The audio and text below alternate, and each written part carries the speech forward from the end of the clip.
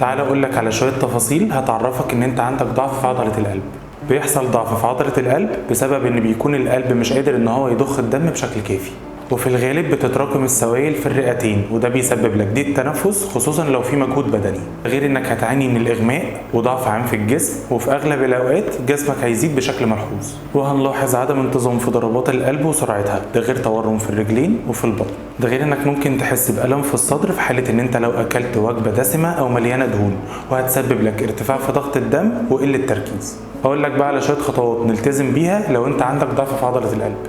اول حاجه انك تعمل تحليل دم، وهيسحب الاختصاصي نسبه صغيره جدا من الدم هيحدد بيها نسبه الكوليسترول في الدم، وكمان هرمونات الغده الدرقيه والدهون الثلاثيه، وكمان تعمل تحليل صوره دم كامله وكمان وظائف كلى. تاني خطوه مهمه جدا ان انت تعمل تصوير للصدر بالاشعه السينيه، لانها بتظهر الهياكل والاعضاء جوه الصدر بصوره واضحه، وساعتها هيبان لو عضله القلب متضخمه او في سوائل في الرئتين. قسطرة القلب كمان بتبين مدى ضغط وتدفق الدم في القلب، وبتوضح لو في مشكلة في الأوعية الدموية سواء كانت مسدودة أو ضيقة، وبيتم إدخال أنبوب رفيع ومرن تحت توجيه الأشعة السينية.